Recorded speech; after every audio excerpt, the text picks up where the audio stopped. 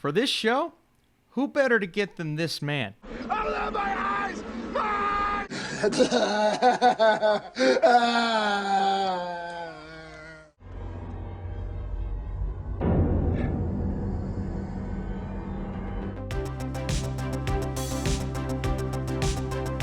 What is up, Netflix fans? Welcome back to my channel, The History of Swear Words. It's my first review for 2021? I think so. We're going to talk about it today. I need you in the comments down below. Are you excited for this series to learn a little bit about them curse words you used to not be allowed to say?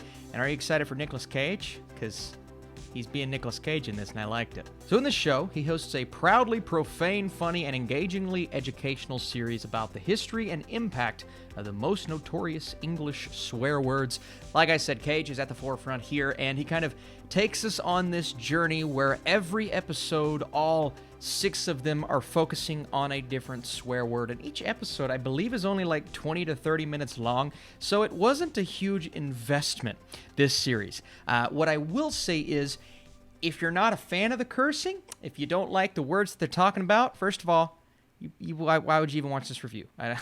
But on a serious note, you guys know, I don't curse all that often on this channel, but I do find it funny sometimes in movies and TV shows, and I was interested to see what kind of show this was going to be, especially throwing in someone like Nicolas Cage. And the very first episode dealing with the F word, I mean, he's doing everything you want him to do. He is screaming to the top of his lungs, and I'm like, I'm already really into this, but I don't even know what to expect. So what we do get every single episode is a group of people explaining, going into detail, and talking about the history or the origins, whether it be made up or scientific, about this particular word, how it's used in pop culture, how it has been used in the media, how it has grown over the years. And when I say over the years, I mean over the hundreds and hundreds of years.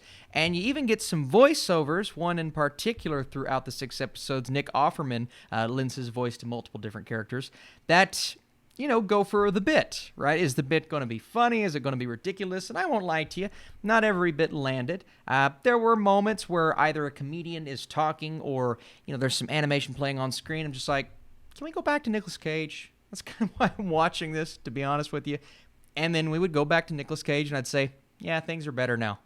And for the most part, it is this rinse and repeat cycle of just that, right? Dealing with the way that these words have been handled, maybe how, at least their opinions, they should be handled in the world and pop culture, etc. And then we go into what I was really enjoying, kind of like the movie origins of some of these words. And throughout a few episodes, especially the first one, which is what we'll talk about it, not to spoil too much, but you know, you have the F word, and obviously you're going to talk about Samuel L. Jackson and which actor has used the F word the most. And I think the answer to that will surprise you. On that note, it was entertaining. Did I care as much about learning the origins of some of these words? You know, not necessarily. But I think for some, their mentality going in will be, well, maybe it's important to know something like this. We dive into, like I said before, the false history and the accurate history of the words. And then we get a few opinions here and there from these people on screen, whether it be an actor, a comedian, or we get some expert opinions, genuinely experts on the subject, and I thought that was pretty cool. We didn't just stick to these performers and whatnot. We brought in some that have been studying this for years and years, some that have written books in the past, so I thought that was all really cool. Now, does this series do anything beyond kind of what you expected to do?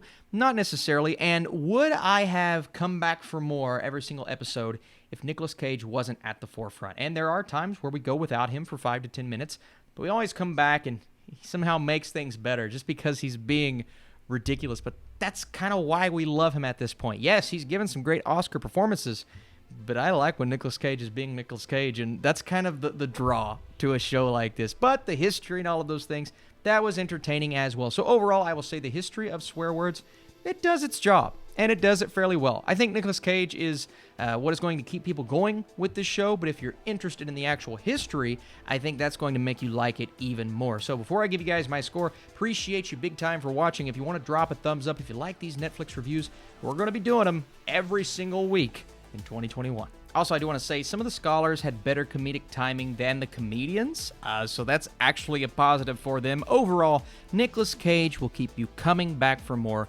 but it is interesting and quick enough to have a good time with on its own. I'm going to go 65% for the history of swear words. I had a pretty entertaining time with this. Didn't go that extra mile like I needed it to, but I'm interested to see how many of you all are watching this. You're just going to watch Cobra Kai again. Either way, let me know what you guys are thinking down below. Drop a thumbs up if you enjoyed this video. And let me know, man. We got a lot of Netflix videos coming. Coming soon to this channel, my most anticipated TV series of the year. Can't wait to do it.